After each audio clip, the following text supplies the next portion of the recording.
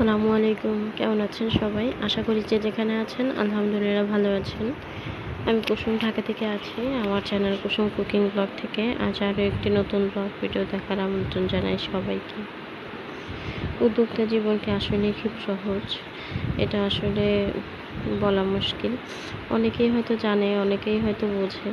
আবার অনেকে হাসতে হাসতে বলেও দেয়, এমন কি আর কাজ? এ তো শুধু রান্নাবান্না করা। আসলেই কি তাই? আসলে মোটেও তাই না।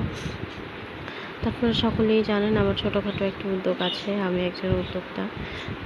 হোমমেড নানা রকম ফুড নিয়ে কাজ করি। তো সেদিন হচ্ছে এক আপু অনেক রিকোয়েস্ট করছিল। রিকোয়েস্ট না, উনি আমার অনেকবারের রিপিট কাস্টমার। আপু হচ্ছে দেশের বাহির থাকে। তো ওনার মা বাবা হচ্ছে অসুস্থ ছিল, হসপিটালে ভর্তি। তো সেই আন্টির জন্যই আর আঙ্কেলের জন্য আর কি খাবার পাঠানোর কথা বলেছিল। তো দেশীয় কয়েক রকমের খাবার আইটেম আর কি রেগুলার আইটেমগুলোই দেওয়ার কথা বলেছিল। তো সেই পছন্দ মতো মাছ আর হচ্ছে সব কিছু মিলিয়ে খুঁজতে যাওয়া, বাজার ঘোরা, 2 দিন পর্যন্ত বাজার ঘুরে তারপর হচ্ছে পছন্দ মতো জিনিসগুলো কিনতে পেরেছি, বাজারগুলো করতে পেরেছি। এরপর হচ্ছে সারা রাত এইগুলো হচ্ছে গোছগাছ করে সারা রাতই আর কি রান্নাবান্না কিছুটা কমপ্লিট করে রেখেছি, যতটুকু আর কি করে রাখা যায়। যেহেতু দুপুরে লাঞ্চ দিব, তো এর জন্য হচ্ছে একটু তাড়াহুড়োই করছিলাম। তো এদিকে হচ্ছে সারা রাত সব কিছু গোছগাছ করে রেখে, যেমনই তো মাছটা ভেজে রেখেছিলাম, বাকি যে কাজগুলো সেগুলো গুছিয়ে সব হাতের কাছে রেখেছিলাম। তা এইগুলো হচ্ছে সব কিছুই পরের দিন হচ্ছে সকালবেলা রান্নাবান্না করছি। তো চলেন রান্না করতে করতে আপনাদের কাছে প্রতিদিনের মতো একটা রিকোয়েস্ট করে নিই। আমার আজকের ভিডিওর কোথাও কোনো অংশ যদি ভালো লেগে যায় প্লিজ একটা লাইক দেবেন। যদি বেশি ভালো লাগে অবশ্যই কিন্তু আমার চ্যানেলটা সাবস্ক্রাইব করতে পারেন।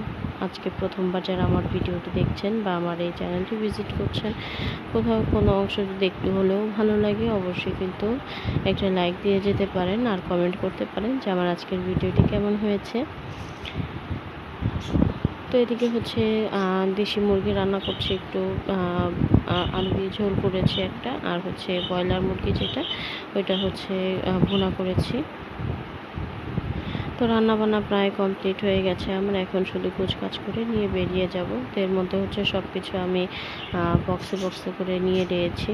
তো এখানে পাবদা মাছ সরিষা বাটা দিয়ে ভুনা করেছি, লাউ চিংড়ি করেছি, দেশি মুরগি আলু দিয়ে ঝোল করেছি, ব্রয়লার মুরগি ভুনা করেছি, ডিম ভুনা, তারপরে মিক্সড ভেজিটেবল, এরপর হচ্ছে শাক ভাজি, তারপরে ডাল, যেহেতু মসুর ডালটা অ্যালার্জি তো এর জন্য মুগ ডালটা দিয়েছি। আর এখানে হচ্ছে একেবারে মিষ্টি ছাড়াই শুধু দুধের পায়েস রান্না করেছি, বেলে মাছ চটচটি, আর এর সাথে ছিল আরও নানার আর কি কয়েক রকমের ফলের আইটেম, তো এগুলোও দিতে বলেছিল।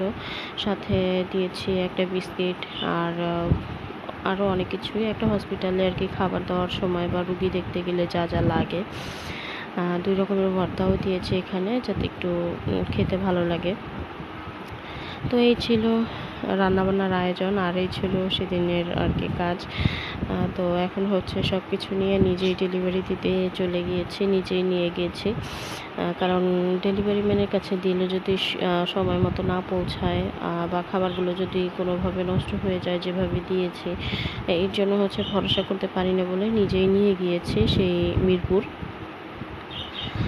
তো এক হিসেবে দেখা যায় খাবারগুলোও দিয়ে আসলাম আর আন্টিকেও দেখে আসলাম। এটা আসলে খুবই ভালো। আমার কাছে মনে হয় আমি যতটুকু সম্ভব নিজেই সবার খাবারগুলো পৌঁছে দেওয়ার চেষ্টা করি, যখন থেকে একান্তই পারি না। আর এমন যদি মা বাবার জন্য যদি কিছু করা যায় তাহলে কিন্তু আরও ভালো হয়, আর যে কোনো কিছু করতে খুব ভালো লাগে।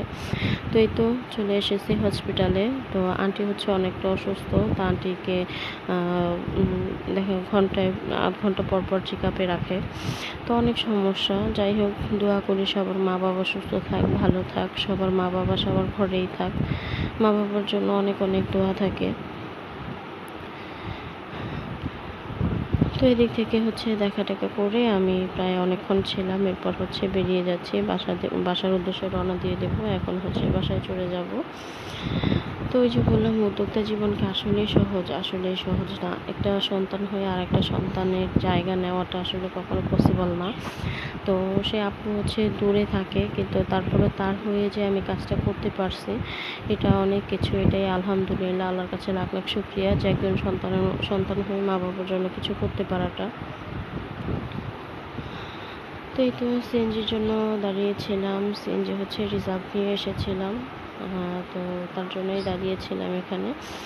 তো সেই ফাঁকে একটু ভিডিও করে নিয়েছি। আর রাস্তায় এত জ্যাম, যেহেতু ঈদের সময় রাস্তায় এত জ্যাম ছিল যে বসে থাকতে পা ধরে গিয়েছিল। আর এমনিতে তো একটু থাইরয়েডের সমস্যা আছে, আমার পা ফুলে যায়। এক একজনের এক এক রকম সমস্যা হয়। আর এদিকে হচ্ছে আমার বাসার কাছে যেহেতু হাট বসে, তো তারই হাট মাত্র শুরু হয়েছে, তো তারই একটা ভিডিও করে নিয়েছি। ভিডিওটা যদিও ঈদের পর আপলোড করছি, আপনাদের সাথে শেয়ার করছি, তো তারই আগের কিছু ভিডিও ক্লিপ আপনাদের সাথে শেয়ার করলাম। তো আজকের মতো বিদায় নিয়ে নেব। কেমন হয়েছে আমার আজকের ভিডিওটা অবশ্যই কিন্তু কমেন্ট করে জানাবেন। কমেন্ট করতে ভুলবেন না। যদি ভালো লাগে আমার চ্যানেলটা সাবস্ক্রাইব করে যাবেন।